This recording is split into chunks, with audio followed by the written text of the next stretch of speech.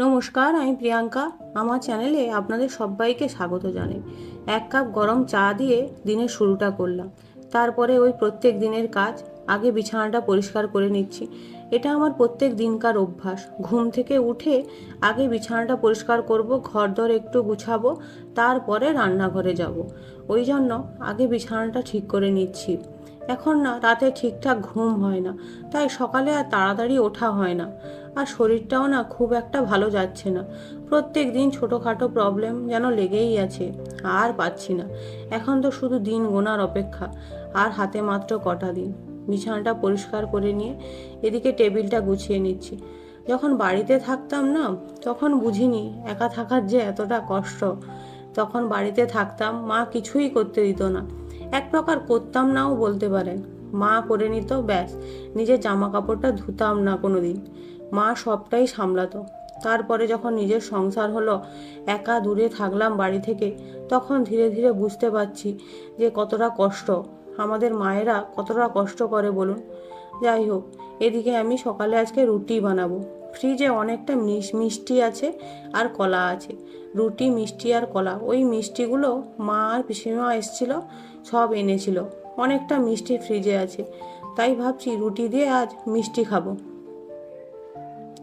এদিকে আটাটা মেখে নিলাম।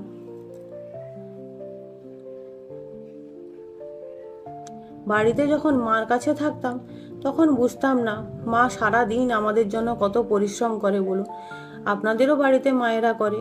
এখন নিজের সংসার হতে ধীরে ধীরে করে সব বুঝতে পারছি যে কতটা কষ্ট হয়। আর এখন শরীরটাও ঠিকঠাক দিচ্ছে না। ওই যেন যেন আরও মনটা কেমন কেমন করে বাড়ির জন্য। আগে প্রায় আমরা সপ্তাহেই বাড়ি যেতাম। বাড়ি শ্বশুরবাড়ি করে আমাদের সময়টা খুব ভালোই কাটতো। প্রত্যেক সপ্তাহে শুক্রবার হলেই আমরা বাড়ি চলে যেতাম। শনি রবি বাড়িতে থাকতাম, বাড়ি শ্বশুরবাড়ি করেই আমাদের দিন কাটতো। আমার শ্বশুরবাড়িতে অনেকজন আছে একসাথে, বেশ ভালোই সময় কাটতো। প্রত্যেক সপ্তাহে একদিন দুদিন কাটিয়ে আমরা সোমবার আবার ভোরে ফিরে আসতাম। তারপর আবারও সারা সপ্তাহ শুক্রবার বিকেলে আবার বাড়ি যেতাম। এই করে করে আমাদের দিনগুলো কাটতো। এখন তো একবারে ঘরে বসে গেছি, তাই আর মনটা যেন কিছুতেই ভালো লাগে না। শুধু বাড়ির কথা মনে পড়ে, বাড়ির নিজের লোকেদের কথা খুব মনে পড়ে। মনে হয় যেন ছুট্টে বাড়ি চলে যাই। যাই হোক, এদিকে আমার রুটিটা হয়ে গেছে। এবার রুটি নিয়ে খেয়ে নেব।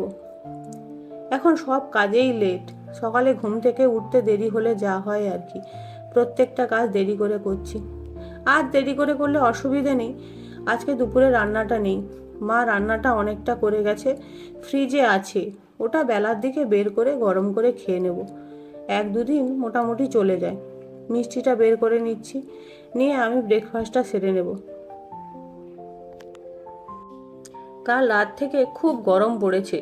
ওখানে আমাদের এখানে বেশ গরম পড়েছে। কাল রাত থেকে যেন খুব অস্বস্তিটা বেড়েছে। আর ভাল লাগছে না। সকাল হতে মনে হলো আরও বেশি গরম হয়েছে। ওয়েদারটা একটু একটু মেঘলা হচ্ছে, একটু রোদ হচ্ছে। জানি না বাবা, এই গরমটা কবে কমবে। আজকে যেন অত্যন্ত বেশিই গরম। আর ভাল লাগছে না। আর এদিকে আমাকে দেখুন, খাচ্ছি আর মোবাইল খুঁজছি। কী আর করবো বলুন, একা একা খেতে কি ভালো লাগে? তাই মোবাইলই সঙ্গী। খেতে খেতে একটু মোবাইল দেখছি, এই আর কি। আর এদিকে আমি কলা, একটা মিষ্টি আর 2 পিস রুটি নিয়ে নিয়েছি। এটা দিয়েই খেয়ে নিচ্ছি। এরপরে খাওয়ার পরে বর অফিস বেরিয়ে যেতে অনেকটা সময় হাতে পাই। কি করব, সারাদিন শুয়ে থাকতে তো ভালো লাগে না। তাই একটু বই নিয়ে বসেছি। বইও পড়তে বেশিক্ষণ ভালো লাগে না। কি করব, একটু বই পড়ে নিই। তারপরে এদিক ওদিক পাইচারি দেব। তারপর এদিকে স্নান সেরে ঠাকুর ঘরে চলে এসেছি।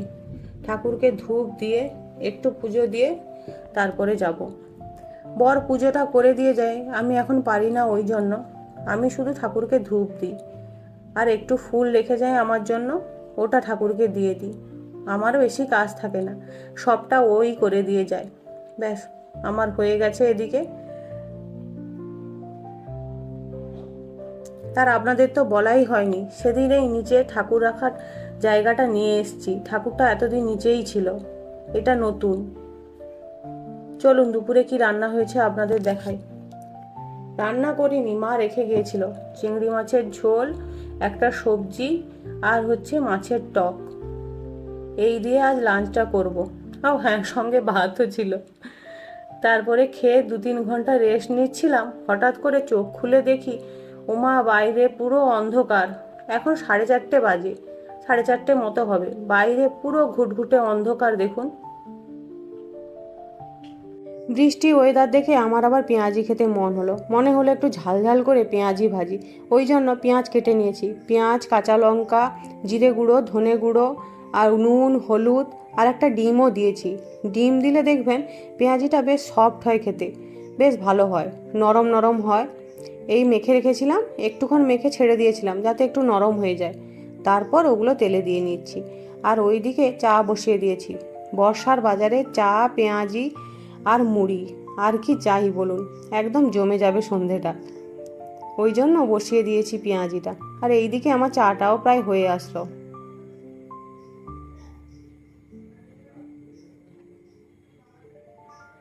দেখুন কীরকম লাল লাল হয়েছে। আমার তো দেখেই জিভে জল চলে আসছে, আর পাচ্ছি না, করে একদম নিয়ে বসে পড়বো আর কি। আপনারাও বর্ষার দিনে কে কে পেঁয়াজি খেতে ভালোবাসেন আমাকে অবশ্যই জানাবেন কিন্তু। আমার পেঁয়াজিটা হয়ে গেছে। এবার ওগুলোকে একটু নাড়িয়ে চাড়িয়ে প্লেটে তুলে নেব। আর এদিকে চা আর পেঁয়াজি, ব্যাস, সঙ্গে একটু মুড়ি নিয়েছি। ভিডিওটি ভালো লাগলে অবশ্যই চ্যানেলটি সাবস্ক্রাইব করে দেখবেন। ভালো থাকবেন, সুস্থ থাকবেন।